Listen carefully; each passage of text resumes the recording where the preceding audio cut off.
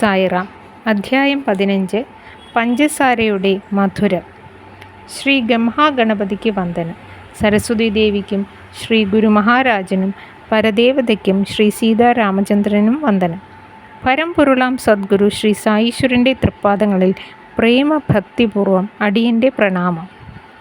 ഇക്കാലം എത്രയും ചെയ്ത തപസ്സിൻ്റെ ഫലം, അതാണ് സായി ദർശനം. പ്രിയ സജ്ജനങ്ങളെ, പ്രേമഭക്തിയോടുകൂടി സായി ചരിതം കേൾക്കാൻ ഞാൻ വിനയപൂർവ്വം സുകൃതികളായി നിങ്ങളോട് അപേക്ഷിക്കുകയാണ്. തള്ളപ്പൂച്ച കുഞ്ഞുങ്ങൾക്ക് പാല് കൊടുക്കും, അതിനുശേഷം പുറത്തു പോകും. ചില സമയം അവൾ പെട്ടെന്ന് തിരിച്ചു വരും. പാല് കുടിച്ച് വയറ് നിറഞ്ഞിരിക്കുകയാണെങ്കിലും പൂച്ചക്കുഞ്ഞുങ്ങൾ അമ്മയെ കണ്ടാലുടൻ ഓടി വരികയായി പാല് കുടിക്കാൻ തത്രപ്പെടുകയായി. ക്ഷീണിതയായ അമ്മ മുരളും. കുഞ്ഞുങ്ങൾ ഭയന്ന് തെല്ല് മാറി നിൽക്കും. പിന്നെ അമ്മ ചെരിഞ്ഞു കിടക്കും. അവൾ തെല്ലു ശാന്തമായി എന്ന് കുഞ്ഞുങ്ങൾക്ക് തോന്നുമ്പോൾ അവറ്റകൾ വീണ്ടും അമ്മയ്ക്ക് ചുറ്റും ഓടി നടക്കും. തട്ടിയും മുട്ടിയും കളിക്കും. അരുമക്കുഞ്ഞുങ്ങളുടെ സ്പർശനാനുഭൂതിയിൽ ക്ഷീണമറിയാതെ അവൾ കിടക്കും. അതിനിടയിൽ പൂച്ചക്കുഞ്ഞുങ്ങൾ സൂത്രത്തിൽ മുല കുടിക്കാൻ തുടങ്ങുകയായി. അമ്മ എല്ലാ വേദനയും ക്ഷീണവും മറന്ന് പൊന്നോമനകളുടെ ആനന്ദത്തിനായി അനങ്ങാതെ കിടക്കും. ഇടയ്ക്കിടയ്ക്ക് അവരെ പ്രേമപൂർവ്വം കാലുകൾ കൊണ്ട് തലോടും. ഇതുപോലെ സായി തൃപ്പാദത്തോടുള്ള ഏകാന്ത ഭക്തിയും പ്രേമവും കൂടുന്തോറും സായിനാഥൻ ഭക്തനോട് കൂടുതൽ കൂടുതൽ അടുക്കും. സായി ഹൃദയം ഇളകിമറിയും, ആനന്ദധാര ചുരത്തും. ഒരിക്കൽ താനെയിലെ കൗബീനേശ്വര ക്ഷേത്ര സമീപം ഭക്തജനങ്ങൾ ദാസ്ഗനുവിൻ്റെ കീർത്തനവും ഹരികഥയും സംഘടിപ്പിച്ചു. ദാസ്ഗനു തൻ്റെ ജീവിതം സായി ചരിതം പാടാനായി ഒഴിഞ്ഞു വച്ചിരിക്കുകയാണ്. ഒരു പൈസ പോലും പ്രതീക്ഷിക്കാതെയാണ് അദ്ദേഹം പരിപാടികൾക്ക് ചെല്ലുക. ഒരു ധോത്തി ധരിക്കും, അതുമാത്രം. മറ്റൊരു വേഷവുമില്ല. പിന്നെ സായീശ്വരൻ്റെ അമൃത കഥകൾ മധുരമായി പാടുകയായി. അത് കേൾക്കാൻ എന്തൊരു ആവേശവും തിരക്കുമായിരുന്നെന്നോ ജനങ്ങൾക്ക്. ദാസ്ഗനുവിൻ്റെ ഈ വേഷത്തിനു പിന്നിലും സായിനാഥൻ്റെ ഇച്ഛയുണ്ടായിരുന്നു. ഒരിക്കൽ ദാസ്ഗനു കീർത്തനം പാടാൻ പോകാനൊരുങ്ങി. നീണ്ട അങ്കിയും ധരിച്ച് ഉത്തരീയം തോളിലിട്ട് തലപ്പാവും കെട്ടി ദാസ്ഗനു തയ്യാറായി. സായീശ്വരനെ വന്നിച്ച് അനുഗ്രഹം വാങ്ങാനായി ചെന്നപ്പോൾ വേഷം കണ്ട് അവിടുന്ന് ചോദിച്ചു, കൊള്ളാമല്ലോ, മണവാളനെ പോലിരിക്കുന്നു. ഇത്രമാത്രം ഒരുങ്ങി എങ്ങോട്ടാണ് യാത്ര? ഞാൻ കീർത്തനം പാടാൻ ഒരുങ്ങുകയാണ്, ദാസ്ഗനു പറഞ്ഞു. ഹരിനാമം കീർത്തിക്കാൻ എന്തിന് അംഗവസ്ത്രം, ഉത്തരീയം, തലപ്പാവ്? ഈ വേഷം കെട്ടലൊക്കെ അഴിച്ചെറിയൂ. ഈ ഭാരമൊക്കെ നീ എന്തിനു ചുമക്കുന്നു? അതിനുശേഷം കീർത്തനം പാടുമ്പോൾ ദാസ്ഗനു ഇതൊന്നും ധരിച്ചിട്ടില്ല. വളരെ ലളിതമായ വേഷം. കയ്യിൽ ചപ്ലാക്കട്ടയും കഴുത്തിലൊരു പൂമാലയും കാണും. ശ്രീനാരദ മഹർഷിയുടെ വേഷം ഇങ്ങനെയാണത്രേ. സായീശ്വരൻ്റെ കൃപയാൽ ദാസ്ഗനു ഋഷിചരിതങ്ങൾ എഴുതി ഭക്തിപൂർവ്വം സജ്ജനങ്ങളെ പാടി കേൾപ്പിച്ചു. ദാസ്ഗനു, ചന്ദോർക്കർ ഇവരിലൂടെയാണ് സായീശ്വരൻ ബോംബെയിൽ പരിചിതനായത്. കൗബീനേശ്വര ക്ഷേത്രത്തിൽ സായി മഹിമ കേൾക്കാനായി സിവിൽ കോടതിയിലെ താനെ ഒരു ഗുമസ്തനും ഉണ്ടായിരുന്നു. സായി മഹിമ വർണ്ണിച്ചു കേട്ടപ്പോൾ ചോൾക്കാറിൻ്റെ മനസ്സൊന്ന് ഉലഞ്ഞു. ബാബയെ കണ്ടിട്ടില്ലെങ്കിലും ദാസ്ഗനുവിൻ്റെ കീർത്തനം ചോൾക്കാറിനെ ബാബ ഭക്തനാക്കി. അദ്ദേഹം മനസ്സാ സായീശ്വരനെ വണങ്ങി. പിന്നീട് വളരെ വിനയപൂർവ്വം പ്രാർത്ഥിച്ചു, കരുണാവാരിധേ ബാബ, ദരിദ്രനും നിസ്സഹായനുമായവനെ രക്ഷിക്കണേ, എനിക്ക് താങ്ങായി നിൽക്കണേ. സ്വാമി, ഞാനൊന്നുമില്ലാത്തവനാണ്. തുച്ഛമായ ശമ്പളം കൊണ്ട് വലിയ വീട് പുലർത്തേണ്ട പ്രാരബ്ധമുള്ളവൻ. അവിടുത്തെ കൃപയാൽ ഞാൻ ഡിപ്പാർട്ട്മെൻറ്റ് ടെസ്റ്റ് പാസ്സായി. എൻ്റെ ജോലി സ്ഥിരപ്പെടണേ. അപ്പോൾ ഞാൻ തീർച്ചയായും ഷിർദിയിൽ വരാം. ആ തൃപ്പാദങ്ങളിൽ നമസ്കരിച്ച് ഭക്തന്മാർക്ക് കൽക്കണ്ടം വിതരണം ചെയ്തു കൊള്ളാം. പ്രാർത്ഥന ഫലിച്ചു. ചോൾക്കാർ പരീക്ഷയിൽ ജയിച്ചു. ജോലി സ്ഥിരപ്പെട്ടു. ഇനി പ്രാർത്ഥനയിൽ പറഞ്ഞ പോലെ പ്രവർത്തിക്കണം. അതിന് ധനം വേണ്ടേ? ഒഴിഞ്ഞ കൈയുമായി എങ്ങനെ സായീശ്വരനെ കാണും? സാഹചര്യം അനുകൂലമല്ലാത്തതിനാൽ വാഗ്ദാനം നിറവേറ്റാനും വൈകി.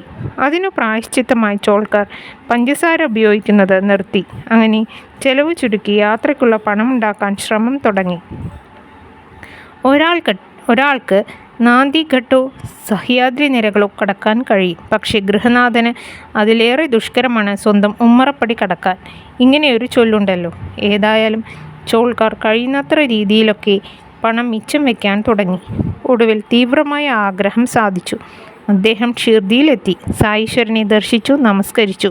പിന്നീട് കൽക്കണ്ടം വിതരണം ചെയ്തു. അങ്ങനെ ഹൃദയം നിറഞ്ഞ സന്തോഷത്തോടെ ചോൾക്കാർ ബാബയെ വന്നിച്ച് ജോഗിനോടൊപ്പം പോകാൻ എഴുന്നേറ്റു. അപ്പോൾ സായീശ്വരൻ ജോഗിനോടായി പറഞ്ഞു, നന്നായി പഞ്ചസാരയിട്ട് അവന് നിറച്ചു ചായ കൊടുക്കൂ. തന്നെ സംബന്ധിച്ചിടത്തോളം പരമരഹസ്യമായ ഈ വാക്കുകൾ ചോൾക്കാർ നിറമിഴികളോടെയാണ് കേട്ടത്. ഭക്തിപരവശനായ അദ്ദേഹം വീണ്ടും വീണ്ടും സായീശ്വരനെ നമസ്കരിച്ചു. ജോഗിന് കാര്യമൊന്നും മനസ്സിലായില്ല. ആര് എവിടെയിരുന്നാലും ഭക്തിപൂർവം തന്നെ സ്മരിച്ചാൽ താൻ അതറിയുന്നു എന്ന കാര്യം ബാബ ഭക്തരെ അറിയിക്കുകയായിരുന്നു. മാത്രമല്ല, ചോൾക്കാറിൻ്റെ ഭക്തിയെ അവിടുന്ന് അംഗീകരിച്ചു, ദൃഢപ്പെടുത്തി. ഒരുവൻ്റെ ഭക്തിയും വിശ്വാസവും എത്രയേറെ അചഞ്ചലമോ അവിടെ ഇരവു പകൽ അയാളുടെ പിന്നാലെ ഞാനുണ്ടാകും. ഞാൻ ഇവിടെയാണെങ്കിലും 7 കടലുകൾക്കപ്പുറം നീ ചെയ്യുന്നതെന്തും ഞാൻ അറിയും. ഈ പ്രപഞ്ചത്തിൽ നീ എവിടെ പോയാലും അവിടെയെല്ലാം ഞാനും നിന്നോടൊപ്പം ഉണ്ടാകും. നിന്റെ ഹൃദയമാണ് എൻ്റെ വാസസ്ഥാനം. സമസ്ത ജീവജാലങ്ങളിലും വസിക്കുന്നത് ഞാനെന്നറിയൂ. അങ്ങനെയുള്ള എന്നെ ആരാധിക്കൂ. എന്നെ നിന്നിൽ നിന്നും വേറിട്ടവനായി കാണരുത്. ഞാനും നീയും ഒന്നെന്നറിയുന്നവൻ മഹാഭാഗ്യവാൻ. അങ്ങനെ ചോൾക്കാറിലൂടെ ഭക്തനും ഭഗവാനും തമ്മിലുള്ള ബന്ധം വെളിപ്പെടുത്തുകയായിരുന്നു സായീശ്വരൻ. സായീശ്വരൻ്റെ അന്തര്യാമിത്വം സ്പഷ്ടമാക്കുന്ന മറ്റൊരു ലീല കേൾക്കൂ. സായീശ്വരൻ മസ്ജിദിൽ ഇരിക്കുന്ന സമയം. അപ്പോൾ ഒരു പല്ലി ചിലയ്ക്കുന്ന ശബ്ദം കേട്ടു. അത് കേട്ട് ഒരു ഭക്തൻ ചോദിച്ചു, ബാബ, പല്ലി ചിലച്ചത് കേട്ടില്ലേ? എന്താണ് ഇതിനർത്ഥം? അത് നല്ല ശകുനമാണോ? ബാബ ഉടനെ പറഞ്ഞു, ആ പല്ലി വലിയ സന്തോഷത്തിലാണ്. അവളുടെ സഹോദരി ഔറംഗബാദിൽ നിന്നും വരുന്നുണ്ട്. കൂടപ്പിറപ്പിനെ കാണാമല്ലോ എന്നുള്ള സന്തോഷത്തിൽ അവൾ ചിലച്ചതാണ്. ബാബയുടെ വാക്കുകളുടെ അർത്ഥം ഭക്തനോ മറ്റാർക്കുമോ മനസ്സിലായില്ല. ഗൗളിക്കെന്ത് സഹോദരിയും മാതാപിതാക്കളും? ബാബ ഒരു തമാശ പറഞ്ഞുവെന്നേ ഭക്തന് തോന്നിയുള്ളൂ. പക്ഷേ ഒന്നും പറഞ്ഞില്ല. അപ്പോൾ തന്നെ ഒരാൾ കുതിരപ്പുറത്ത് അവിടെ എത്തി. അയാൾ ഔറംഗബാദിൽ നിന്നും വരികയാണത്രേ. സായീശ്വര ദർശനത്തിന് വന്നതാണ്. കുതിരയ്ക്ക് നല്ല വിശപ്പായി. അയാൾ മുതിരസഞ്ചി എടുത്തു. കുതിരയ്ക്ക് മുതിര നൽകിയ ശേഷം വീണ്ടും മുതിര നിറയ്ക്കാനായി സഞ്ചി ശക്തിയായി കുടഞ്ഞ് വൃത്തിയാക്കി. അപ്പോൾ ഒരു പല്ലി അതിൽ നിന്നും തെറിച്ചു വീണു. അവർ നോക്കി നിൽക്കെ പല്ലി ഓടിയകന്നു. പല്ലി ചിലച്ചതിൻ്റെ താല്പര്യം ചോദിച്ച ഭക്തനോട് ബാബ പറഞ്ഞു, അവളെ സൂക്ഷിച്ചു നോക്കൂ, അത് അവളുടെ സഹോദരി തന്നെ. ഈ സമയം തെറിച്ചു വീണ പല്ലി മുന്നോട്ട് കുതിച്ചു. എല്ലാവരും കാണുകെ പല്ലി ചുമരിലേക്ക് കയറി. അവൾ മറ്റേ പല്ലിയെ കണ്ടു. രണ്ടുപേരും ശരീരങ്ങൾ തമ്മിൽ ഉരുമി സ്നേഹം പ്രകടിപ്പിച്ചു. വാലുകൊണ്ട് തഴുകി കെട്ടിപ്പിടിച്ച് ചുംബിച്ചു.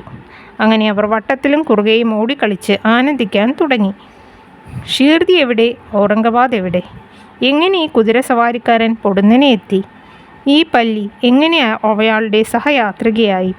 ഇതേ സമയം മസ്ജിദിൽ ഈ ചോദ്യോത്തരം എങ്ങനെ ഉണ്ടായി? ഇതിലെല്ലാം ഉപരിയായി സായിനാഥ് എങ്ങനെ ഇവരെ കൂടിക്കാഴ്ച അറിഞ്ഞു? ഇതിനെല്ലാം എന്തുത്തരം നൽകാൻ? അതുല്യമായ ഒരു സംഭവമല്ലേ ഇത്? ഈ പ്രപഞ്ചത്തിൻ്റെ മുക്കും മൂലയും എന്തിന് ഒരു ചെറു ചലനം പോലും സായിനാഥൻ അറിയുന്നു. ഭക്തന്മാരുടെ വിശ്വാസം ഉറപ്പിക്കാനായി അവിടുന്ന് താൻ ആരെന്ന് വെളിപ്പെടുത്തിയതല്ലേ ഈ സംഭവം?